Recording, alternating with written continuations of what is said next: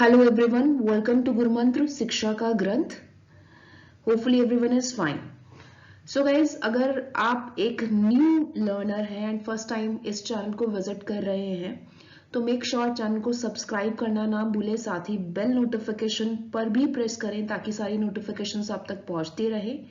Life science से relevant आप किसी भी एग्जाम के लिए तैयारी कर रहे हैं तो ये चैनल आपके लिए बहुत हेल्पफुल हो सकता है.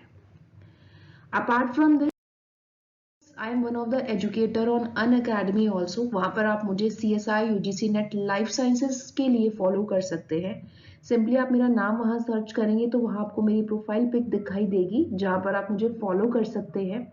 मेरा टेलीग्राम चैनल ज्वाइन कीजिए, दैट इज गुरु मंत्र, ताकि वहां पर आपको सारे updates, information, relevant e books, notes, links free classes के मिलते रहे.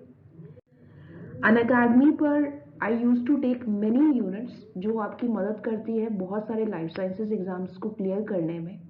यूनिट्स का नंबर यहाँ मेंशन है. इसके अलावा भी I do take many parts. Basics से स्टार्ट करना is always a key strategy जो मैं अपनाती हूँ. कुछ कोर्सेज पेड कोर्सेज होते हैं, कुछ क्लासेस फ्री क्लासेस होती हैं, कुछ क्लासेस रिकॉर्डेड क्लासेस भी होती है. आप अपनी नीड के अकॉर्डिंग जो है चीज़ों को एक्सेस कर सकते हैं. अगर आप डिटेल्ड में लाइव पढ़ना चाहते हैं तो आप प्लस या आइकॉनिक सब्सक्रिप्शन ले सकते हैं अनअकैडमी का, जिसके लिए आप simply Neha referral code use कर सकते हैं. करंटली आप देख सकते हैं बहुत सारे लाइफ साइंसेस के कोर्सेज रनिंग है for upcoming exam. In case अगर आपको कोई भी क्वेरी रहती है तो आप डायरेक्टली मुझे मेल ड्रॉप कर सकते हैं. I will be happy to answer your all queries, चाहे वो प्लस से रेलेवेंट हो, आइकॉनिक सब्सक्रिप्शन से रेलेवेंट हो, या कोई एक जनरल क्वेरी हो जो कि आपको परेशान कर रही हो.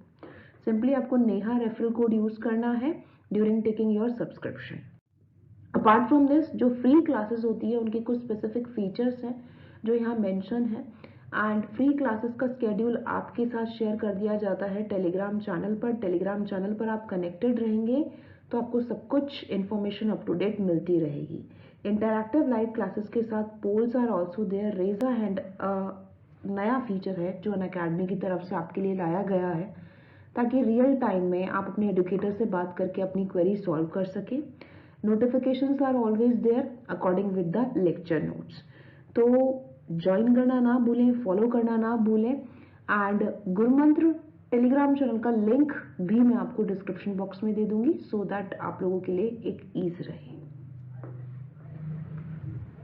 हेलो एवरीवन, वेलकम टू गुरु मंत्र शिक्षा का ग्रंथ. सो गाइज, आज हम लोग मिनरल न्यूट्रिशन को फर्दर स्टडी करने वाले हैं. सबसे पहले हम लोग मैग्नीशियम का इम्पॉर्टेंट रोल जानेंगे कि मैग्नीशियम कैसे हेल्प करता है या उसके क्या इम्पॉर्टेंट फीचर्स हैं. सो बेसिकली मैग्नीशियम की अगर बात की जाए तो सबसे पहले मैग्नीशियम प्लांट्स के द्वारा एब्जॉर्ब किया जाता है in the form of a divalent atom या फिर ion, that is Mg+2. Okay. इसके अलावा अगर एक्टिवेशन की बात की जाए तो ये क्या करता है, it activates the enzyme of respiration. ये रेस्पिरेशन के एंजाइम्स को एक्टिवेट कर देता है, फोटोसिंथेसिस के एंजाइम्स को एक्टिवेट कर देता है, एज वेल एज DNA और RNA के सिंथेसिस में एक इंपॉर्टेंट रोल प्ले करता है. मैग्नीशियम साथ ही साथ क्लोरोफिल के अंदर आपका एक रिंग स्ट्रक्चर का कॉन्स्टिट्यूएंट होता है. ऑल्सो ये राइबोसोम के स्ट्रक्चर को मेंटेन करने का काम करता है. ओके. तो बेसिकली मैग्नीशियम का बहुत इंपॉर्टेंट रोल है, एज वेल एज ये किस फॉर्म में एब्जॉर्ब होता है ये आपको पता होना चाहिए. नेक्स्ट अगर हम बात करते हैं तो दैट इज सल्फर.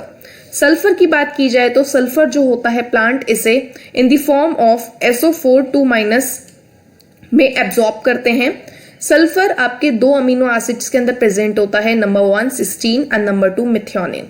ये बहुत इंपॉर्टेंट लाइन है कि सल्फर कौन से दो अमीनो एसिड्स के अंदर प्रेजेंट होता है, कौन से दो अमीनो एसिड्स का एक इंपॉर्टेंट कॉन्स्टिट्यूएंट बनाता है.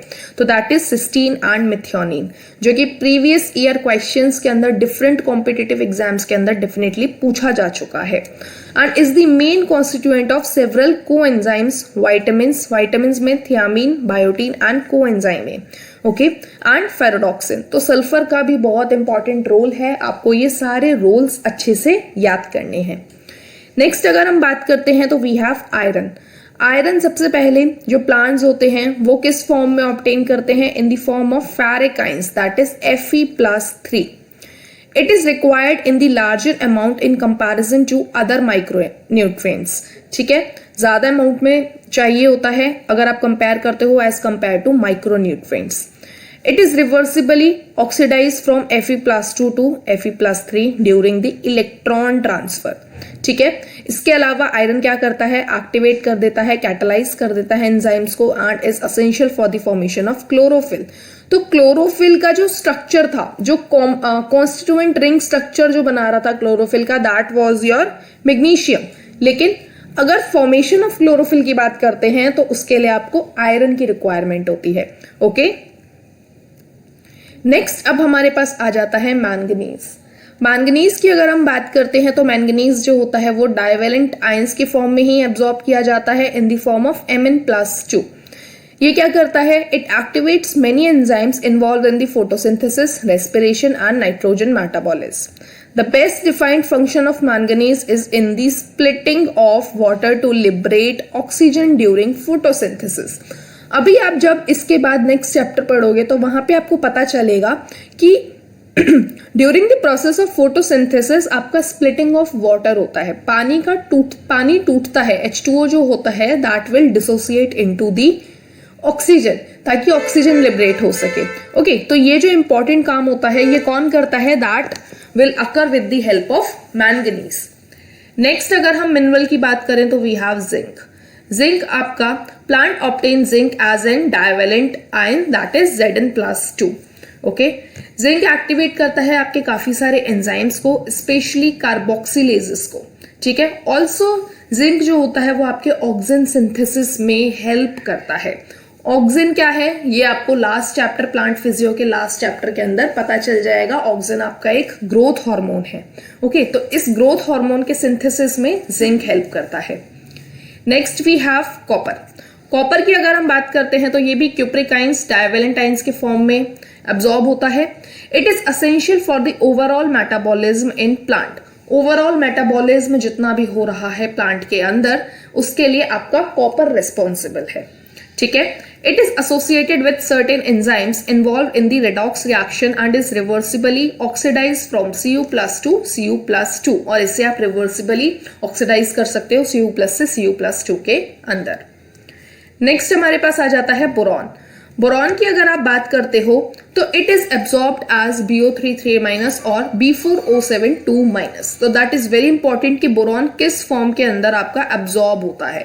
ज्यादातर आपके जो मिनरल्स हैं वो डाइवेलेंट आयंस के फॉर्म में एब्सॉर्ब किए जा रहे हैं, ऑब्टेन किए जा रहे हैं. तो आपको बोरॉन याद रखना है. बोरॉन की अगर बात की जाए तो boron is required for uptake and utilisation of calcium ion. ठीक है, मेम्ब्रेन की फंक्शनिंग के लिए as well as pollen germination के लिए. तो ये क्वेश्चन काफी बार पूछा जा चुका है कि पॉलन जर्मिनेशन के लिए कौन सा मिनरल रिक्वायर्ड है, कौन से आयंस रिक्वायर्ड होते हैं. Okay, cell elongation, cell differentiation as well as carbohydrate translocation. तो ये इंपॉर्टेंट फंक्शन हो गए बोरॉन के. लेकिन one of the most important function is कि ये पॉलन जर्मिनेशन में हेल्प करता है. नेक्स्ट हमारे पास है मोलिब्डेनम. मोलिब्डेनम की अगर आप बात करते हो तो मोलिब्डेनम आपका MoO2 के फॉर्म में एब्जॉर्ब किया जाता है. It is a compound of several enzymes including nitrogenase, nitrate, reductase, both of which participate in the nitrogen metabolism. ठीक है, फिर लास्ट आपके पास आ जाता है क्लोरीन. क्लोरीन की अगर बात की जाए तो chlorine is absorbed in the form of chloride ions. Chloride ions के फॉर्म में क्लोरीन को एब्जॉर्ब किया जाता है. Along with sodium and potassium, it helps in the determining the solute concentration and anion-cation balance in the cell. It is essential for the water splitting reaction in the photosynthesis, a reaction that leads to the oxygen evolution. ठीक है, तो ये बात हो गई आपके minerals की. Next topic हमारे पास आ जाता है deficiency symptoms of the essential elements. मान लो किसी प्लांट के अंदर किसी मिनरल की, किसी आयन की डिफिशियंसी हो जाती है, किसी भी एसेंशियल एलिमेंट की डिफिशियंसी हो रही है, तो उसके क्या सिम्टम्स होंगे, आपको कैसे पता चलेगा. ओके, तो डेफिशिएंसी सिम्टम्स को समझने के लिए सबसे पहले आपको क्रिटिकल कंसंट्रेशन समझने की जरूरत है. Now question arises, what is critical concentration? Whenever the supply of essential element becomes limited, जैसे ही असेंशियल एलिमेंट्स की सप्लाई लिमिटेड हो जाती है तो प्लांट ग्रोथ जो होती है वो रिटार्ड हो जाती है, प्लांट की ग्रोथ एकदम से रिटार्डेशन फेज में चली जाती है। ठीक है, the concentration of the essential elements below which plant growth is retarded, ऐसी कंसंट्रेशन, एक पर्टिकुलर कंसंट्रेशन जिसके नीचे होते ही, जिसके बिलो होते ही प्लांट की ग्रोथ रिटार्ड होना स्टार्ट हो जाती है, उसे बोला जाता है critical concentration. The element is said to be deficient when present below the critical concentration. और एक पर्टिकुलर क्रिटिकल कंसंट्रेशन से जब एलिमेंट आपका कम हो जाता है, ठीक है, तो उसे बोला जाता है deficiency. Okay, in the absence of any particular element plant show certain morphological changes. मान लो किसी भी प्लांट के अंदर किसी एलिमेंट की डेफिशिएंसी हो गई तो उसमें क्या होगा कि उसके प्लांट के अंदर मॉर्फोलॉजिकल चेंजेस आने लग जाएंगे। Morphological changes means external changes आने लग जाएंगे। ओके, आपको दिखने लग जाएगा कि हाँ, प्लांट के साथ कुछ तो गड़बड़ है। ओके, तो ऐसे सिम्टम्स को आप क्या नाम दे दोगे? Deficiency symptoms. Okay, the deficiency symptoms of nitrogen, potassium and magnesium are visible first in the senescence leaves। ठीक है, तो आपके पास जो नाइट्रोजन, पोटेशियम और मैग्नीशियम होते हैं, अगर इनकी डेफिशिएंसी है प्लांट के अंदर तो ये आपको सेनेसेंट लीव्स के अंदर देखने को मिल जाएंगे। In the older leaves biomolecules containing these elements are broken down, making these elements available for the mobilising to younger leaves.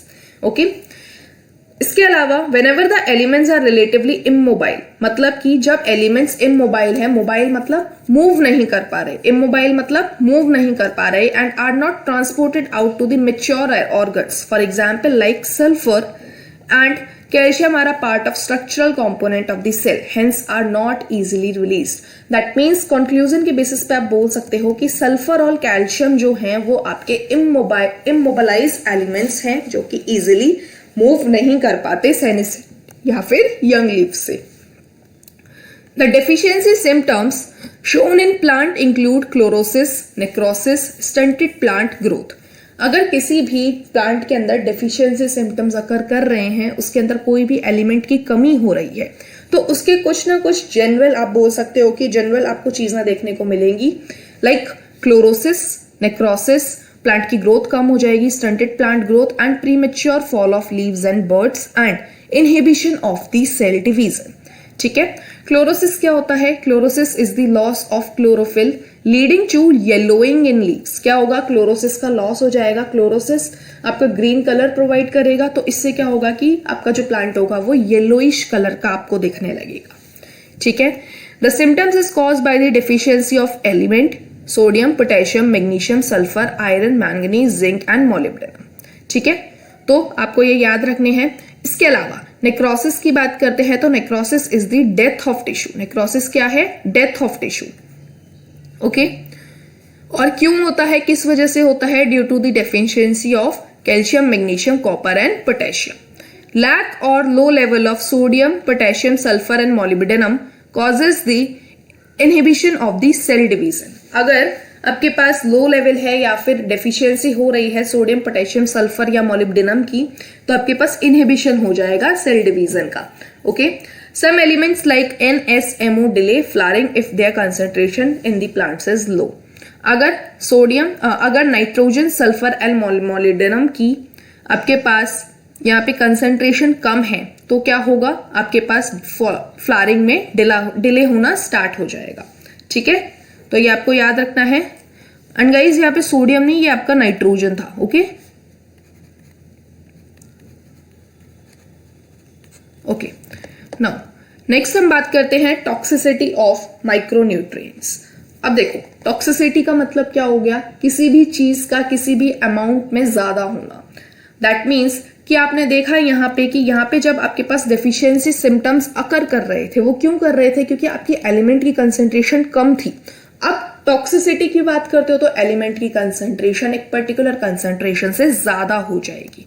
Okay, तो the requirement of micronutrients is always in the low amount, while their moderate decrease causes the deficiency symptom and moderate increases causes the toxicity। तो वही बात आ गई कि अगर element की concentration ज्यादा हो जाती है तो उसे आप टॉक्सिसिटी बोलते हो।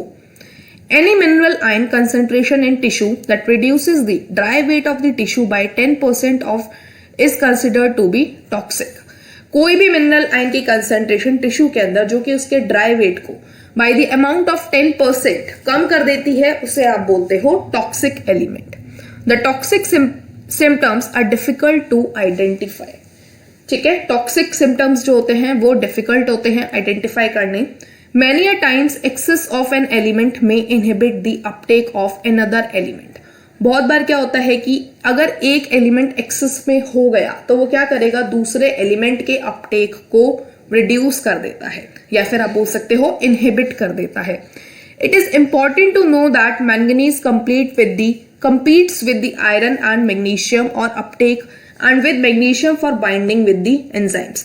तो इंपॉर्टेंट बात क्या आ गई कि मैंगनीज जो होता है वो कंपीट करता है आयरन और मैग्नीशियम के साथ. ठीक है, manganese also inhibits calcium translocation in the shoot apex. That is very important कि मैंगनीज जो होता है वो किसको इनहिबिट कर देता है, कैल्शियम के ट्रांसलोकेशन को. Therefore, excess of manganese may in fact reduces deficiency of iron, magnesium and calcium. Okay? अब हम बात करते हैं mechanism of absorption of element कि एब्जॉर्प्शन ऑफ एलिमेंट कैसे होता है. आपने ये तो देख लिया कि कौन सा एलिमेंट किस फॉर्म के अंदर एब्जॉर्ब किया जा रहा है, लेकिन उसके पीछे का मैकेनिज्म क्या है, उसके पीछे का इंपॉर्टेंट रोल क्या है. तो in the first phase an initial rapid uptake of ions into free space or outer space of cell, that is apoplast is passive. तो सबसे पहले apoplast के थ्रू आपका passive process होगा. In the second phase of uptake, the ions are taken in slowly into the inner space. तो जितने भी ions होंगे उन्हें अंदर की साइड absorb किया जाएगा. ठीक है, the simplest of the cells, that means सबसे पहले आपका apoplastic translocation होगा, then आपका symplastic translocation होगा. The passive movement of ions into apoplast usually occur through the ion channels. तो apoplast में जो आपका passive movement हो रहा है ions का, वो कैसे होगा, through the ion channels. The transmembrane protein that functions as the selective pores. On the other hand, the entry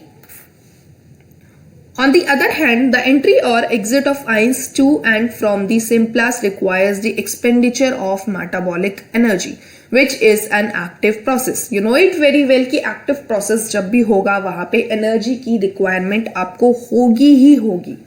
The movement of ions is usually called the flux. और ये जो movement होगी ions की उसे आप flux बोलते हो. ठीक है, the inward movement into the cell is influx and the outer movement जो होगी उसे आप efflux बोल दोगे. ओके, अगर हम ट्रांसलोकेशन ऑफ सॉल्यूट्स की बात करते हैं तो mineral salts are translocated through xylem along with the ascending stream of water which is pulled up through the plant by transpirational pull. Analysis of xylem sap shows the presence of the mineral salts in it. तो translocation of solute की अगर आप बात करते हो तो आपके पास vascular tissues आ जाते हैं, xylem as well as phloem. Okay, इसके अलावा अगर हम बात करें soil as the reservoir of the essential elements, तो आपको पता है कि सॉइल के अंदर ही आपके मिनरल्स, जितने भी आपके एलिमेंट्स हैं जो कि प्लांट की ग्रोथ में हेल्प करते हैं, वो सभी के सभी सॉइल के अंदर प्रेजेंट होते हैं. तो majority of the nutrients that are essential for the growth and development of plants, तो जितने भी न्यूट्रिएंट्स होंगे जो कि ग्रोथ या फिर डेवलपमेंट ऑफ प्लांट के लिए रिक्वायरमेंट होंगे, वो सभी के सभी रॉक्स से आपके पास आएंगे. क्यों? क्योंकि रॉक्स के वेदरिंग प्रोसेस जब होती है, जब रॉक्स आके टूटते हैं, ब्रेक डाउन होता है रॉक्स का, तो सॉइल का फॉर्मेशन होता है और सॉइल के अंदर आपके मिनरल्स प्रेजेंट होंगे. Since they are derived from the rock minerals, the role in plant nutrition is referred to as mineral nutrition. Okay, soil not only supplies minerals but also harbors the nitrogen fixing bacteria, other microbes, holds water, supplies air to the roots and acts as the matrix that stabilizes the plant. तो basically अब आपसे अगर आपको बोला जाए कि soil के क्या इंपॉर्टेंट फंक्शंस हैं, तो आपको पता है कि सॉइल बाइंडिंग की तरह काम करती है, पेड़ों की जड़ों को बांध के रखती है, एज वेल एज उसके अंदर इंपॉर्टेंट एंजाइम्स देखने को मिलते हैं, बैक्टीरियाज देखने को मिलते हैं, लाइक नाइट्रोजन फिक्सिंग बैक्टीरिया हो गए आपके पास. ठीक है, उसके अलावा ये जो पानी को भी होल्ड करने का काम करती है और प्लांट्स को स्टेबलाइज करने का काम करती है. Since deficiency of essential minerals affects the crop yield, there is often a need for supply them through fertilizers. Both macronutrients and micronutrients form component of the fertilizers and are applied as per need. Okay, so this was all about today's lecture guys. I hope topic आपको समझ में आ गया होगा. आपको इस chapter के अंदर ज्यादातर चीजें याद रखनी है. ओके, सो चीजों के अंदर आपको जितने भी एलिमेंट्स हैं वो किस फॉर्म में एब्जॉर्ब किए जाते हैं, उनका क्या इंपॉर्टेंट फंक्शन है, एज वेल एज उनके आपको पूरी चीजें पता होनी चाहिए कि किस एलिमेंट की डेफिशिएंसी से कौन सी डिजीज हो सकती है. ठीक है, तो यही आपका ये चैप्टर जो है, अब इसका नेक्स्ट लेक्चर में आपका ये चैप्टर कंप्लीट हो जाएगा. So till next video, stay tuned. Thank you very much.